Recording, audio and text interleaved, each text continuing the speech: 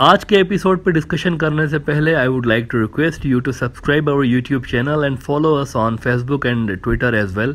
इसके अलावा अगर आप हमें सपोर्ट करना चाहते हैं तो that you can do through a Patreon also. Facebook, Twitter और पेट्रियन की जो लिंक्स हैं वो इस वीडियो की डिस्क्रिप्शन में आपको मिल जाएंगी। इसके अलावा इस चैनल के अबाउट सेक्शन में भी आपको इन तीनों वेबसाइट्स की लिंक्स मिल जाएंगी।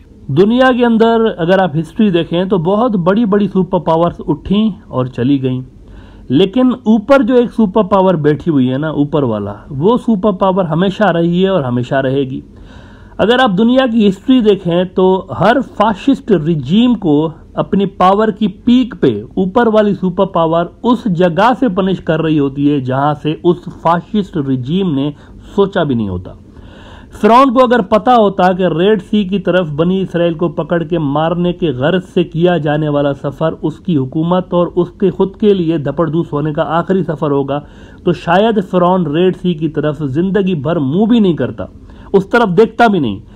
जब भी कोई फाशिस्ट रिजीम का शख्स या कोई ग्रुप अपनी ताकत की पीक पर पहुंचते हैं तो उनमें गुरूर और तकब्बुर आ जाता है। और अजब बात यह है कि ऊपर वाली सुपर पावर हमेशा फाशिस्ट रिजीम्स की रस्सी तब खींच रही होती है जब वो अपनी पावर की पीक पे होते हैं, उस वक्त उनको चोट पहुंचाता है।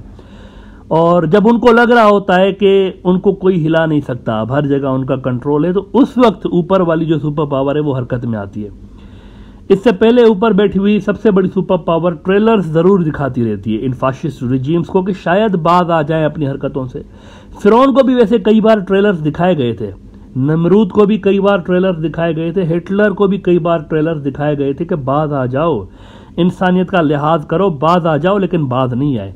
और फिर ऊपर वाली सुपर पावर का आखिरी फैसला जो था वो हिस्ट्री में आज तक याद किया जाता है। 2014 के बाद जिस इंतहा पसंद तंजीम की हुकूमत इंडिया के ऊपर आई है उसको भी अभी तक कुदरत ने बहुत सारे ट्रेलर्स दिखा दिए हैं, लेकिन जो रवैया फिरौन का था वही रवैया यहाँ पर भी नजर आता है कि हमने अपने आप को ऑटो करेक्ट नहीं करना, हमारी आइडियोलॉजी वही रहेगी, हिंदू राष्ट्र बनाना है, चाहे कोई भी कीमत चुकानी पड़े, चाहे कुछ भी हो जाए, देश तितर बितर हो जाए, लेकिन हिंदू राष्ट्र बनाना है। अब इस पे एक नया ट्रेलर कुदरत ने तब दिखाया जब नेशनल टीवी पे आके इंडिया के इंतहा पसंद रूलिंग जमात बीजेपी की स्पोक्स पर्सन ने इस्लाम के आखिरी पैगंबर और तमाम इंसानों में सबसे बेहतरीन इंसान मोहम्मद सल्लल्लाहु अलैहि वसल्लम की शान में इंतहाई घटिया शब्दों का प्रयोग किया।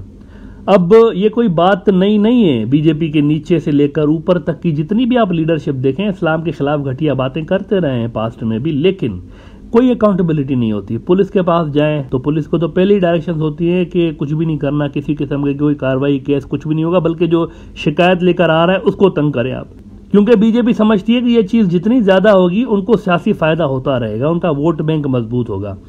अब इस पे इंडिया से बाहर पहली बार अरब वर्ल्ड में खास तौर पर, वैसे तो पूरी मुस्लिम दुनिया में गुस्सा है, लेकिन अरब वर्ल्ड में खास तौर पर इतना ज्यादा गुस्सा जो है वो नजर आ रहा है, तपे हुए हैं अरब इस वक्त बिल्कुल।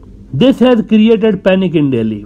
कल से लेकर इंडिया की हुकूमत और बीजेपी सरकार अपने आप को, अपने कारकुनों को खुद ही बुरा भला कह रही है, खुद को भी बुरा भला कह रहे हैं, अपने कारकुनों को भी बुरा भला कह रहे हैं कि ये फ्रेंच एलिमेंट्स हैं सारे जो भी इस किस्म के नजरियात रखते हैं, और अपनी ही आइडियोलॉजी को बीजेपी डिसओन करती फिर रही है। कल मैंने आपको बताया था कि कतर, कुवैत और ईरान ने इंडियन सफीर को बुला के एक तो माफी का मुतालबा किया है स्टेट लेवल पर, दूसरा इन हिंदुत्व के गुंडों और गुंडियों के खिलाफ कार्रवाई का मुतालबा किया हुआ इन मुल्कों ने, और इस्लामोफोबिया के रोकने के लिए सख्त कानून इंप्लीमेंट करने की मांग की है इन मुल्कों ने।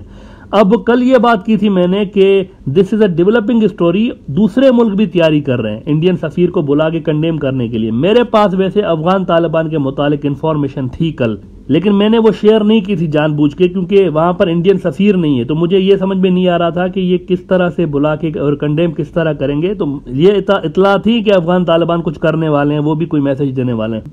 तो उन्होंने अब ऑफिशियल स्टेटमेंट एक जारी करके इस सारे वाकये को सख्त अल्फाज में कंडेम किया है और इंडिया को कहा हुआ है कि इनके खिलाफ आप कार्रवाई करें। वैसे मैं आपको बता दूं कि अगर वहां पर इंडियन सफीर होता तो शायद उसको वो एक्सपेल कर देते, बड़ा गुस्सा पाया जाता है वहां पर भी। इसके अलावा सऊदी अरब, अब ये बहुत बड़ी न्यूज बता रहा हूं आपको, सऊदी अरब से भी शटअप कॉल आ गई है हिंदुत्व सरकार को कि ये हरकतें बंद कर दें फौरी तौर पर। सऊदी अरब वालों ने कहा हुआ है कि this is hurting Muslims around the world. तो लिस्ट लंबी होती जा रही है। एनडीटीवी कह रहा है कि Saudi joins gulf fury over profit remarks. Welcomes BJP action.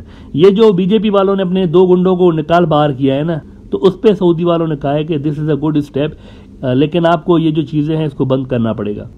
अच्छा, इसके अलावा एक बहुत इंपॉर्टेंट आपको न्यूज़ दे दूं, अभी 1-2 घंटे पहले की खबर है कि यूएई ने भी कंडेम कर दिया इंडिया को। यूएई ने भी बड़ा स्ट्रांगली इंडिया को कंडेम किया है और उनकी भी डिमांड्स तकरीबन वही हैं जो कि कतर, कुवैत, सऊदी अरब की हैं।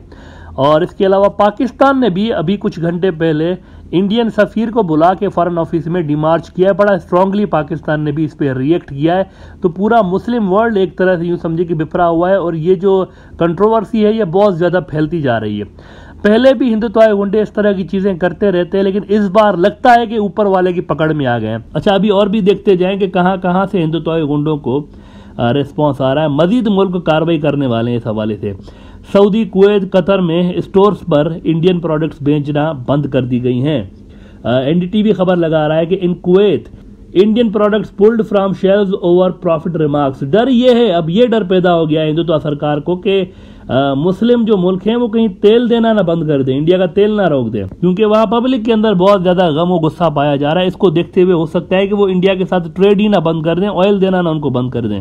अच्छा, इसके अलावा इंडिया में ये भी कंसर्न्स हैं कि एम्प्लॉयमेंट वीज़ा कुछ मुल्क बंद कर सकते हैं जीसीसी के। ये एक प्रॉपर वहाँ पर सोच है, पैनिक है इसी वजह से। न्यू दिल्ली में हिंदुत्व की जो सरकार है उसमें पैनिक है कि हिंदुत्व के चक्कर में पेट पे लात पड़ चुकी है। बाज़ाब्ता इस पर गौर किया जा रहा है। 2 मुल्क जो है ख़ास तौर पर इस पर गौर कर रहे हैं वीज़ा बंद करने के हवाले से, क्योंकि इंडिया एक फाशिस्ट रिजीम के हाथों में चला गया है। ये सोच वहाँ पर पुख्ता हो गई है, अरब जो सोसाइटी है उसमें। अच्छा, हिंदुत्व गुंडे जो हैं वो अलग से बीजेपी को गालियां दे रहे हैं। बाहर से वो प्रेशर पड़ रहा है, अंदर से जो है वो अपने ही लोग उनके गालियां दे रहे हैं। शेम ऑन बीजेपी इंडिया के अंदर ट्विटर पर टॉप ट्रेंड रहा है कि आपने हमारे जो 2 गुंडे थे उनको फ्रेंच एलिमेंट क्यों करके निकाला, अरबों को खुश करने के लिए आपने क्यों निकाला है इनको। बीजेपी का वोट बैंक जो है ना, इंतहा पसंद वोट बैंक, वो खुश नहीं है इस पर। जाहिर है इतने साल अगर आप नफरत ही सिखाएंगे लोगों को तो वो मुसलमानों से माफ़ी मांगने पे खुश कैसे हो सकते हैं। ओआईसी ने भी कंडेम कर दिया है। मतलब आप देखें, ओआईसी मुसलमानों की सबसे बड़ी तंजीम है, उसने कंडेम किया है और इंडिया को मुतालबा किया है उन्होंने कि आप हिंदुत्व के गुंडों के खिलाफ कार्रवाइयाँ करें जो मुसलमानों की दिल आज़ारी में मुलव्वस रहे हैं।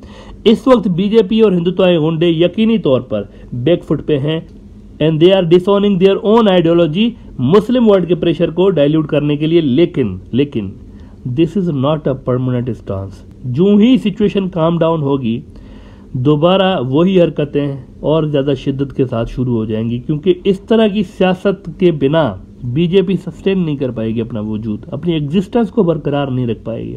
मुस्लिम हेटर्स जो है ना, वो संघ परिवार की कोई भी पार्टी उठा के देख ले आप, आरएसएस की कोई भी पार्टी, बीजेपी से में कोई भी, मुस्लिम हेटर जो है ना वो उनके डीएनए का हिस्सा है। इसके बिना they have nothing on offer for Indian public.